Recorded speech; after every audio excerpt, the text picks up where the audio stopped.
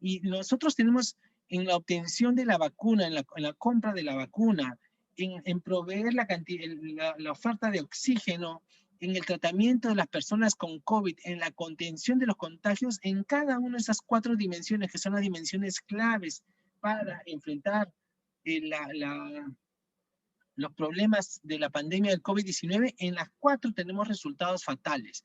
Y especialmente quiero centrarme solamente en el tema de oxígeno. O sea, ¿cómo es posible que habiendo pasado un año, más de un año, teniendo claridad que íbamos a tener este problema de oxígeno, todavía el Perú siga teniendo problemas de asegurar una oferta adecuada de oxígeno? O sea, no estamos hablando de una industria de construir cohetes a la luna, no estamos de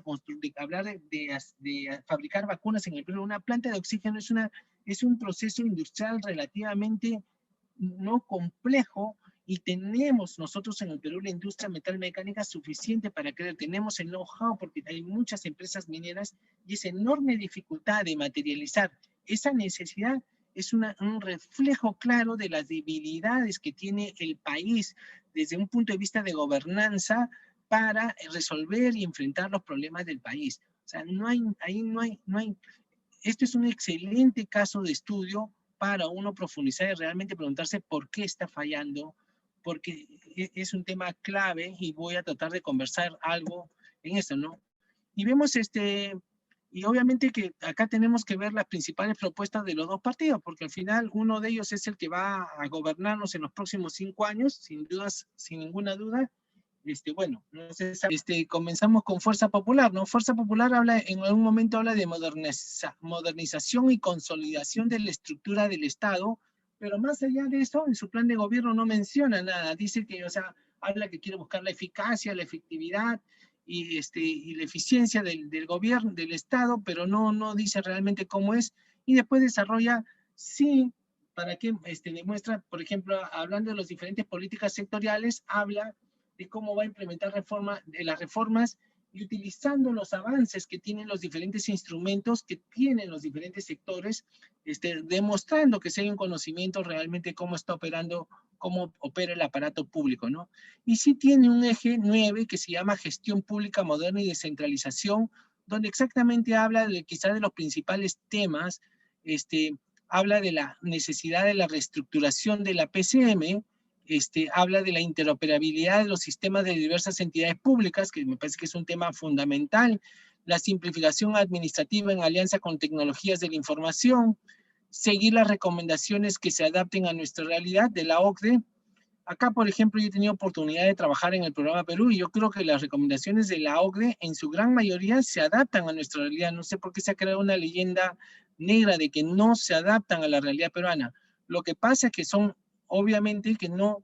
hay muchos actores que no les gustan las recomendaciones de la OCDE porque debilita sus intereses o sus capacidades, ¿no? Es muy crítico, por ejemplo, de cómo funciona el sistema de inversión pública, es muy crítico de cómo funciona el sistema de descentralización, es muy crítico cómo funciona su sistema de planeamiento y seguimiento de evaluación. Entonces, obviamente, esas reformas, por ejemplo, para que ustedes tengan una idea, critica mucho el Sistema Nacional de Inversión Pública porque dice que tiende a fraccionalizar la inversión pública, critica el presupuesto, ¿cómo se llama? Presupuesto participativo, critica FONIPREL, porque dice que son instrumentos que fracciona el uso de los recursos públicos y que no tiene un enfoque, y más que un enfoque de brecha, se debe utilizar un enfoque de desarrollo. Entonces, yo sí creo que son temas muy importantes que no se están discutiendo y que deberían discutirse, y ahí hay un tema que para explorar también, ¿no? Habla de la Carta Iberoamericana de Innovación de la Gestión Pública, que es un documento principista donde señala cómo debemos hacer la innovación en la gestión pública, y después habla de laboratorios de innovación pública como espacios de articulación y sinergia entre la academia, el sector empresarial y el sector público. Si ustedes se dan cuenta, tiene el tema de interoperabilidad, el tema de los sistemas administrativos en alianza con las tecnologías de información, tiene una mirada muy de innovación tecnológica, muy interesante, y que creo que sí es un tema importante, que no se recoge en el caso de la propuesta de Perú Libre, ¿no? En el caso de la propuesta de Perú Libre, como ustedes saben, ellos están proponiendo una nueva constitución política, que es un Estado fuerte con facultades, que es o sea, proponen un cambio del Estado vigilante, supervisor, con un Estado interventor, planificador, innovador, empresario y protector. De alguna forma yo veo mucho paralelo entre esta propuesta y a la vez la gran diferencia y la reestructuración de la PCM, ¿no? Acá están hablando de un Estado muy fuerte, con lo cual yo creo que están desconociendo una de las principales características de la gobernanza pública, ¿no? Que es la paradoja de poder del Estado. O sea, no es un problema de tener el poder, el Estado tiene el poder, sino del cómo haces para que salgan las cosas bien. Y ahí sí creo que es un tema interesante, ¿no? Y después, habla también un punto del programa anticorrupción, y acá toma medidas que más de gestión pública son medidas de políticas públicas, descentralización económica, fiscal y tributaria, publicación de los TLCs y los contratos ley, ya están publicados, reorganización de la OCE en las contrataciones públicas, como un enfoque de la lucha contra el corrupción, eliminar los sueldos dorados del Estado, y abolir licitaciones internacionales escudadas por la inmunidad diplomática. O sea, lo que está hablando acá es principalmente pues de eliminar todos los procesos de contrataciones que hacen los organismos internacionales. De las cuales hay algunos que han funcionado bastante bien, como es, por ejemplo, la compra de vacunas que hacemos, todas las compras de vacunas nosotros hacemos contra la desnutrición crónica, principalmente la anemia, lo hacemos a través de la Organización Mundial de la Salud, y no solo ver los proyectos de inversión pública que usualmente los han hecho otros organismos, en algunos casos sí, no de manera muy transparente. Entonces, si tú te das cuenta, yo lo que acá veo, y sí una preocupación que es esta constante y a la vez continuo error que tienen muchos de los diagnósticos cuando hablamos del mundo de lo público, ¿no? Esta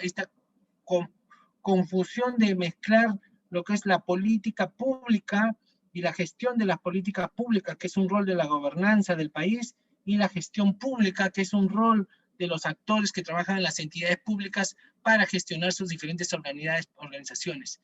Y entonces aprovecho un poco porque sí creo que es importante reforzar esta idea de que cuando hablamos de modernizar la gestión pública, lo que estamos hablando consiste en que las entidades públicas realicen cambios de manera que sus servicios cambien y como consecuencia de ello generen bienestar a la sociedad. Esto implica que las entidades públicas adoptan herramientas, técnicas de gestión y desarrollan capacidades en sus recursos humanos, que como consecuencia de estos cambios internos mejoran los bienes y servicios, las regulaciones que prestan a sus ciudadanos. Y estos mejores servicios contribuyen a mejorar la calidad de vida de las personas, y esto es un proceso de continua mejora, ¿no? Se centra en las organizaciones administrativas, instituciones, entidades públicas, programas, proyectos, entidades prestadoras de servicios. En cambio, y el propósito de la modernización de la gestión pública es mejorar la calidad de bienes y servicios que presta con la finalidad de mejorar la calidad de vida de su población objetivo. Y esto es lo que hay que tener. Muy diferente es la reforma del Estado. La reforma del Estado es cómo yo cambio la forma como yo diseño e implemento políticas públicas de manera que se convierte en un actor que contribuye. O sea, por ejemplo, solo quiero que nos pongamos a pensar en este ejemplo del oxígeno, que es tan revelador. O sea, no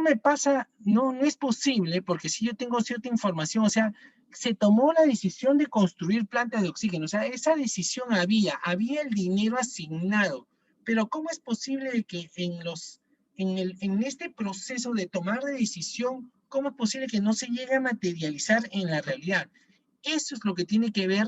es ese proceso, el que parte desde una toma de decisión de muy alto nivel, en el muy alto nivel de gobierno, hasta las decisiones que se toman en ese nivel político para asegurarse que los recursos lleguen y para que exista la exigencia del alto gobierno para que el ministerio y los gobiernos regionales implementen la construcción de estos centros generadores de oxígenos, es donde está fallando este proceso. Entonces, eso es lo que estamos hablando acá, de cómo. Entonces, lo que nos queda claro y lo que dice estudios como son la OCDE, por ejemplo, que hablan del Estado estratégico, es cómo definen sus prioridades, porque está claro que son bastante retadores implementar estos cambios a nivel de gobernanza público, cómo diseño la política, cómo articulo los actores relevantes, ¿no? Con un enfoque sistémico considerando todas las partes interesadas para lograr los resultados que se proponen. Esto implica que el alto gobierno, presidencia, PCM, MEF, entre otros, desplieguen esfuerzos para aprobar normas e implementar programas, proyectos intervenciones de manera coherente y articulada para resolver dichos problemas. Y cuando tú ves, yo digo, este es el punto clave, y tú preguntas, ¿dónde está esta articulación? La vemos que es no existente, porque normalmente ahí sí me parece muy interesante el tema de la PCM, está mirando tantos problemas que cuando el rol de los tantos problemas corresponde a los ministerios, y la PMSM solo se debe dedicar a las prioridades del alto gobierno, y este rol sí debe ser un tema importante que debemos ver que implemente ojalá los próximos gobiernos. El gobierno entonces también va buscando legitimidad con otros actores políticos y la ciudadanía y se adapta al entorno complejo que se desarrolla en el proceso de implementar estas políticas públicas. Este cambio en la forma de hacer políticas públicas se traslada en el cambio que las entidades públicas se reflejan en mejores servicios públicos. Y ahí está la conexión entre la política pública y la gestión pública. Este es un proceso de transformación constante y de mejora continua. Se centra en cambiar en la forma como el Estado trata de resolver los problemas en la sociedad. Y a veces la mejor forma, yo creo, de mirarlo es que mientras que más del 99% de los trabajadores, servidores públicos o colaboradores públicos estamos trabajando en la gestión pública, un grupo muy acotado de servidores públicos está trabajando en políticas públicas. O sea, si identificamos que son más o menos 20 profesionales que están en un ministerio tomando las decisiones de política pública, y son 20 por 20 ministerios, estamos hablando de 400 trabajadores. Y súmale 50 entre PCM y Presidencia de la República, o 100 para ser exagerados, y tenemos 500. De ahí suma a los congresistas, que son pues exageradamente 50 congresistas que influyen en la política pública, incluye los gobernadores regionales con algunos, los que son 26, con 4 personas que trabajan con ellos, y estamos hablando que así, sumando exageradamente, es 1000 personas, incluyendo los que trabajan directamente para asesorar en esos temas políticos. O sea, no llegamos ni a 4000 comparado con el 1.000.000 de trabajadores. Ese es el ratio que hay que tener mucha claridad. Es tremendamente importante la reforma del Estado. La reforma del Estado es cómo haces política pública, no es la reforma del Estado cómo mejora la política del sector salud, cómo mejora la política del sector educación. Esa diferencia es importante y es relevante porque tiene que ver también con lo que